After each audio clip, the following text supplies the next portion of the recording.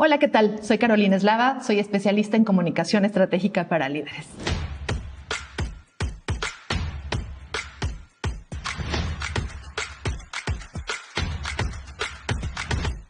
Muchísimas gracias por acompañarme en este programa, en donde vamos a hablar acerca de las habilidades de presentación y lo que comunica nuestro lenguaje no verbal cuando estamos haciendo presentaciones, pero ahora virtuales. Entonces, te voy a platicar 5 errores que no debes cometer cuando estás haciendo estas juntas o presentaciones por vía Zoom, Meet, Team, etc. ¿Por qué es importante hablar de las presentaciones a través de plataformas o las presentaciones videomediadas? Porque prácticamente, aunque pensemos que es algo temporal, te aseguro que llegó para quedarse, por varias razones. Porque primero, vimos que tampoco es indispensable tener que reunirnos siempre en el mismo lugar, en las oficinas, para tener este tipo de sesiones. Número 2, el costo. El costo es bastante barato comparado con, por ejemplo, desplazamiento de las personas que tenían que venir a una junta mensual, que a mí me consta que lo hacían en una planta de uno de mis clientes, y entonces ahora se dieron cuenta que no es necesario que alguien viaje de Altamira y alguien viaje desde Chiapas y alguien viaje desde otra planta. Pueden hacerlo perfectamente bien así. Había mucha gente incluso que era reticente a hacer las reuniones y hacer presentaciones por esta vía porque decía, bueno, no se va a sentir igual. Y en eso tenían razón, no se siente igual, eso es un hecho. Me gustó este cartón incluso de las juntas y las presentaciones en donde era súper lindo reunirnos y compartir un espacio que de hecho es algo que es parte de un ritual, ¿no? Por esa razón extrañamos también estas sesiones presenciales. Pero, bueno, la tecnología llegó y llegó para quedarse. De modo que lo que vamos a hacer es adecuarnos a este nuevo medio. Porque te decía, parece muy fácil, ¿no? Me pongo frente a mi computadora, bueno, ahí trabajo y ahora simplemente estoy hablando con gente que está en otros puntos del país o del mundo. Pues no es algo tan sencillo, por varias razones. De hecho, ahora hay una serie de estudios que se han hecho en los últimos 2 o 3 años y una de las estudiosas del tema se llama Julia Sklar y ella acuñó un término, fíjate, que se llama videofatiga. Ella dice, estamos videofatigados. Y eso es cierto. También creo que hay un abuso de las juntas y de las reuniones y de las presentaciones por Zoom. Pero hay que saber entonces que nos tenemos que adecuar a esta nueva manera de presentar y cómo hacemos para que no cometamos errores. Error número 1. Lo primero que hacemos en cuanto se prende la cámara de alguien es, bueno, claro, saludar o no, También hay gente que no. Y lo que hacemos es, haz de cuenta que tratamos de meternos en el cuadrito. ¿Y qué hacemos? Pues somos supervisuales, lo hemos hablado ya en otros programas. Y entonces empezamos a ver todo lo que hay alrededor. De hecho, es lo primero que hiciste, por ejemplo, cuando ves este video. ¿Qué tengo atrás? Si regué la planta, si no, si la botella está destapada, en fin. Lo primero que ves es el entorno. Esa es tu primer gran fuente de información.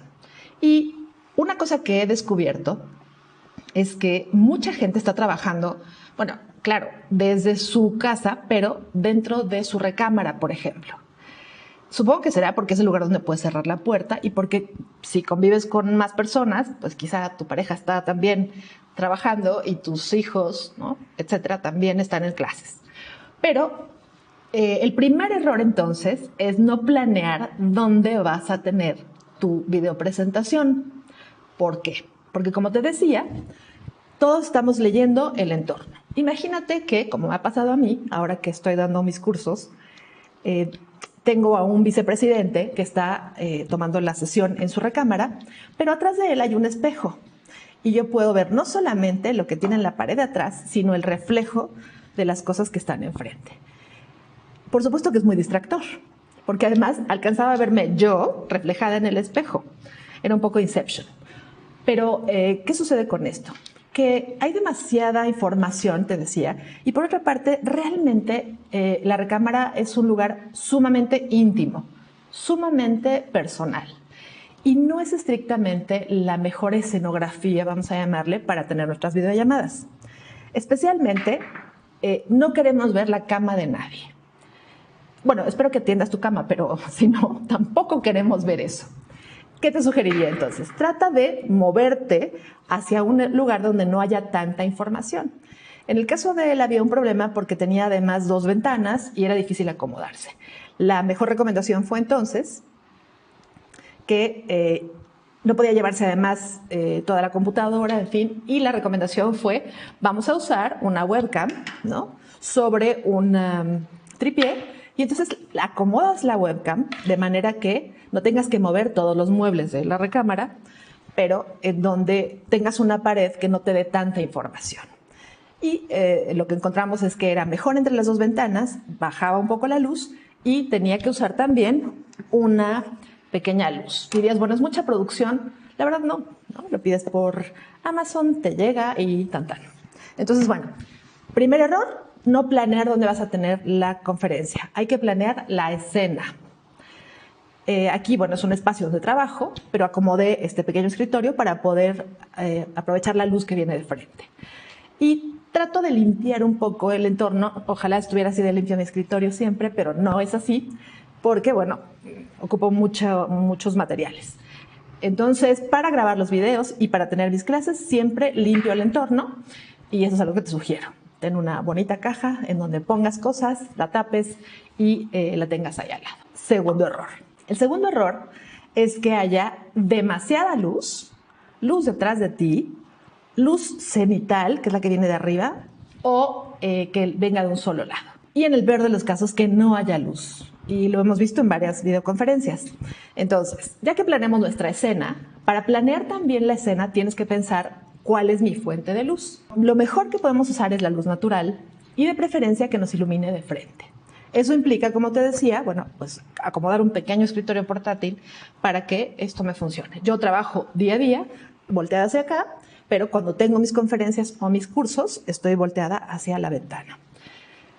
La luz tiene que llegar de frente de preferencia, pero si no puedes hacer esto y tienes, por ejemplo, la ventana de un lado, nuevamente hagamos las pruebas de cómo nos iluminamos, y si te das cuenta que la mitad de tu cara no se ve bien, otra vez, para eso está la luz. Para eso está uno de estos pequeños fuentes de luz, y lo que vas a hacer simplemente es buscar cómo iluminar para compensar lo que no tienes en el lado oscuro. Si tienes la luz por atrás, ahí sí tenemos un problema muy complicado. ¿Por qué? Porque va a quemar la imagen. ¿Te has fijado en esas reuniones o juntas en donde no ves a la persona, ves la silueta? Es como diabólico. Entonces, no. Error, que no se vea tu rostro. La junta es contigo, no con tu ventana ni con tu silueta. Si tienes luz atrás, trata de bloquearla, trata de cerrar cortinas, etcétera, y lo que puedes hacer entonces es, otra vez, un aro de luz y lo pones frente a ti. Si solamente tienes luz cenital, créeme que no haya a nadie a quien le funcione, ¿no? La luz de arriba, el foco de tu cuarto o el foco de la sala, es la peor fuente de luz. Te va a hacer unas ojeras espantosas, la cara se alarga, o sea, no te va a ayudar en absoluto. Con más razón, entonces, tienes que comprar, ahí sí, si solamente tienes una fuente de luz en el techo, 2 lámparas para que entonces puedas iluminarte parejo de los 2 lados. Y la última opción es, no tienes luz, hay que suplirlo con 1 o 2 aros de luz. ¿Por qué es tan importante? Porque lo que hemos dicho es que estamos leyendo en un espacio muy pequeñito a la otra persona. Tenemos que ver el rostro y especialmente ser capaces de ver los ojos de la persona que está presentando.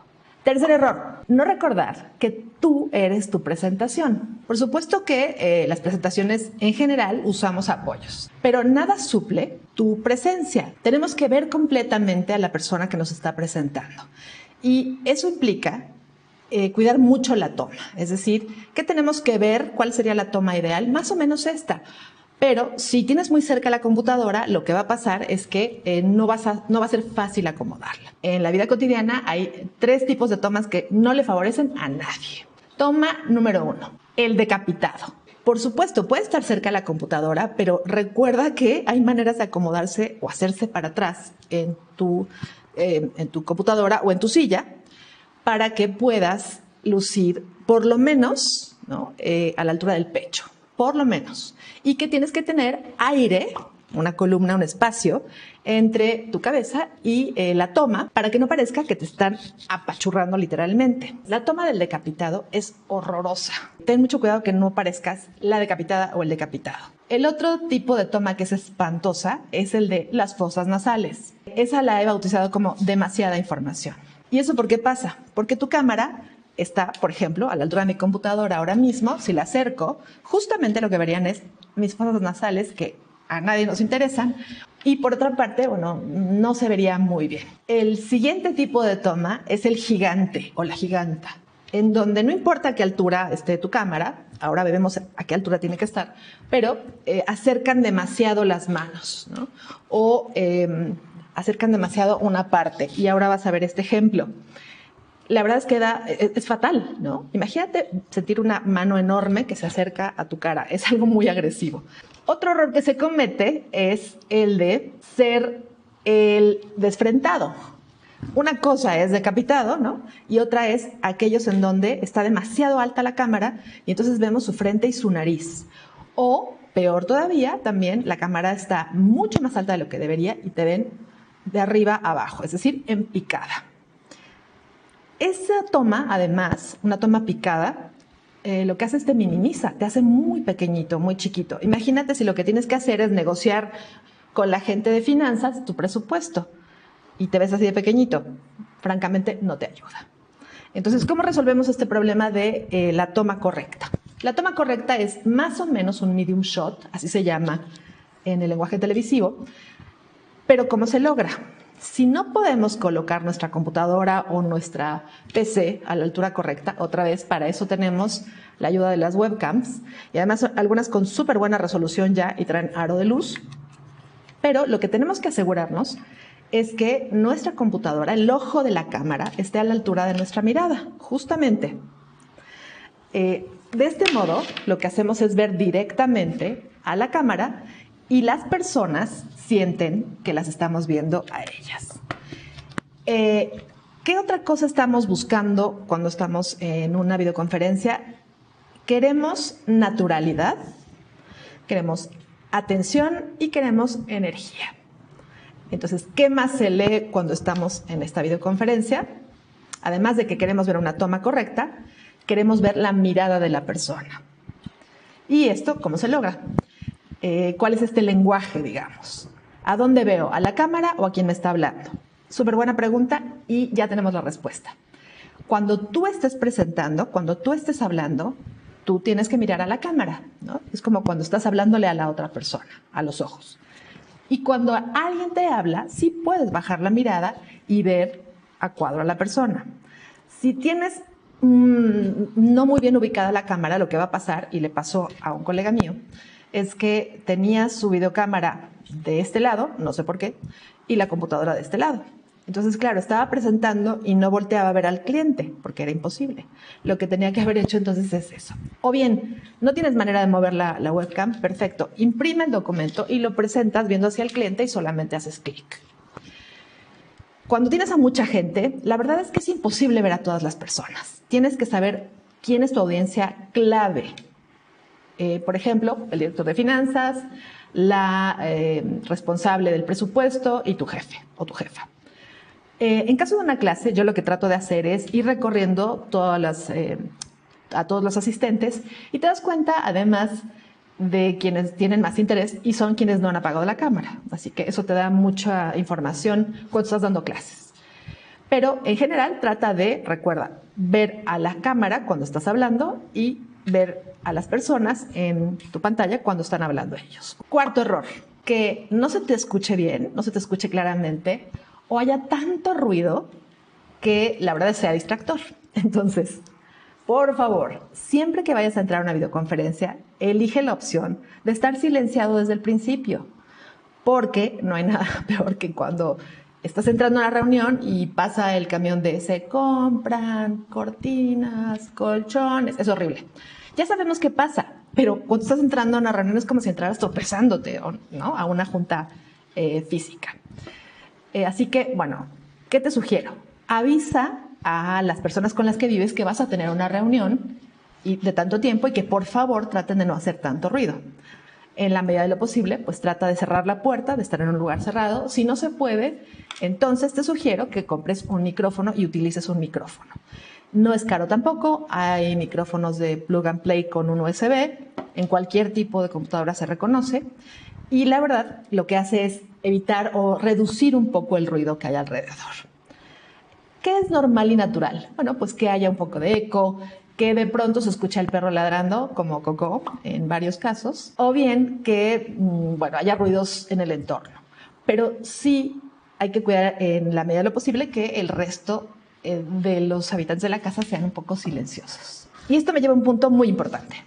Si eres mujer y pues llegan tus hijos o tus hijas a verte o te hablan, o como una colega mía, su hija más pequeñita decidió que no estaba muy bien peinada y se puso a peinarla en una reunión que tenía con sus clientes, hay que actuar con naturalidad. ¿Se acuerdan cómo hace un par de años fue muy famoso este profesor que estaban entrevistando en televisión? Entró su bebé y después entró la mamá corriendo para arrastrar la carriola y llevarse a los dos niños que entraron. Bueno, eso nos pareció muy gracioso. Pero en realidad eso es lo que está pasando también en nuestra cotidianidad. Es normal, es natural que si hay niños en la casa, de pronto vengan a saludarte. Me ha pasado cuando estoy dando cursos. Y si eres mamá, vengan a preguntarte cualquier tipo de cosas. Y aquí viene un consejo adicional para las mujeres. Nunca te disculpes porque entró tu hija o tu hijo. Porque no es necesario, sabemos que están en tu casa. Es simplemente avisar un segundo, puedes apagar el micrófono, hablar con tu pequeña o tu pequeño y pedir que te ayuden o, bueno, hacer lo que tengas que hacer. Es mejor incluso decir, les pido por favor 2 minutos y ahora vuelvo, ¿no? Y hacer lo que tengas que hacer, salir con él o con ella, etc. Pero no te disculpes, eso es totalmente natural. Quinto error, no pensar cómo te vas a ver ese día. Es decir, no vestirte y arreglarte para tener una reunión. Y la variedad de temas que he visto cuando veo esto con mis clientes es muy curiosa. Desde, pero sabemos que estamos en casa, sí, por supuesto, pero ¿irías a una junta en pijama? No. De modo que el criterio es, si usarías eso que vas a usar en la junta, en tu presentación, para ir a ver al cliente o ir a ver a tus colegas en la oficina, y así los verías, pues adelante. En términos generales, salvo las profesiones muy creativas, ¿no? Publicidad, redes sociales, comunicación, etcétera, que sabemos que el código de vestir es un poco más relajado. El resto de los sectores te diría que tienen un código que ahora estamos usando, que es el business casual. ¿Y eso qué quiere decir? No te vas a poner súper formal, pero tampoco se vale que te presentes como si estuvieras en Acapulco, aunque estés en Acapulco. De modo que, ¿qué puedes hacer? Business casual, el código casual de negocios, que puede ser, por ejemplo, en vez de una playera arrugada o sin mangas, una playera polo.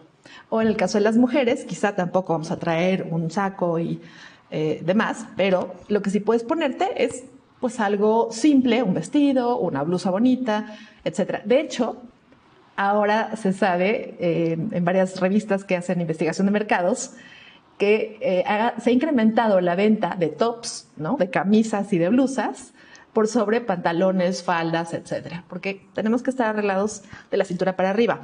Eso no quiere decir que te quedes en shorts o peor aún, como vimos en un caso algún reportero, en boxers. A nadie le interesa conocer tu ropa interior, a nadie. De modo que, entonces, ¿qué tenemos que pensar? Bueno, ¿qué tipo de ropa vamos a usar? Y te diría además algo. Trata de no vestirte con colores como los de la pared. Lo que no queremos es que te confundas con la pared. Necesitamos que veamos a quien presenta, o si vas a participar en una reunión, aunque no seas la presentadora o el presentador, bueno, que tengas presencia. Así que elige tu ropa correcta, porque acuérdate que es mucho más que simplemente un asunto de vanidad. La ropa, los accesorios, cómo nos arreglamos, mandan mensajes sobre nosotros. Y lo que queremos transmitir es que somos confiables, que estamos atentos y no que acabamos de salir de bañarnos y traer el pelo escurriendo. 2 últimas recomendaciones. La primera es que trata en la medida de lo posible de no usar fondos virtuales. ¿Por qué? Porque otra vez hay investigaciones que ya se han hecho en donde lo que, como veíamos, nuestro cerebro quiere leer la situación y saber lo más posible, y el fondo virtual también hace ruido. ¿En qué sentido? Sabemos, por ejemplo, que estás en tu casa, en la Colonia del Valle, y no que estás afuera del Partenón en Grecia o en el espacio. Aunque puede ser gracioso, pero en una junta más seria te diría que lo que se ha visto es que quitan un poco de credibilidad. Entonces, sí se puede usar tu entorno natural, si no, hay otra opción que es como blur, difuminar la escena natural, y solo que de verdad no haya mucha manera de hacerlo, entonces quizá puedes poner un fondo virtual. Decía alguien, bueno, es como publicidad por la marca. Bueno, en realidad tampoco es que hace tanta diferencia, sinceramente. Pero bueno, eso es algo que nos dicen los estudios, tiene más credibilidad si te ven en un fondo real. Y la última recomendación, por favor, trate de hacer lo más breves posibles las reuniones virtuales. Por varias razones. Una de ellas es que nuestro nivel de atención va bajando rapidísimo. Así que deja de dar tanto contexto al principio, no empieces por favor con agenda, buenos días, no. Trata de hacerlo lo más rápido posible e incluso empezar con el propósito de la reunión, ¿no? Me da mucho gusto que estemos aquí reunidos. Gracias por participar en esta sesión donde vamos a presentar el presupuesto con la intención de lograr esto y esto. Y trata de llegar lo más rápido posible a tu argumento central. El rango de atención se va perdiendo y además también acuérdate que las conexiones no son súper estables. Y lo peor que puede pasar es que cuando estás presentando el momento clave, es decir, y por eso necesitamos un incremento del 30% del presupuesto, la cámara o la conexión o el audio empiezan a fallar y fallan. Entonces, corto, al punto, y cuando termines tu presentación, haz una recapitulación de lo que platicaron. Y eso va a ayudar muchísimo a que las reuniones que tengas, a que las videopresentaciones sean mucho más exitosas. Acuérdate, corto, al punto, y te va a dar más resultados que si haces una junta realmente larga, en donde además, si no tienen que hablar todos, pues quizá no vale la pena que estén todas esas personas en la reunión. Así que muchísimo éxito en tu próxima videoconferencia. No cometas ninguno de estos 5 errores y escríbeme, por favor, de qué otros temas te gustaría que platicáramos o cuál es la peor experiencia que has tenido en una videollamada o videopresentación. Nos vemos en la próxima sesión.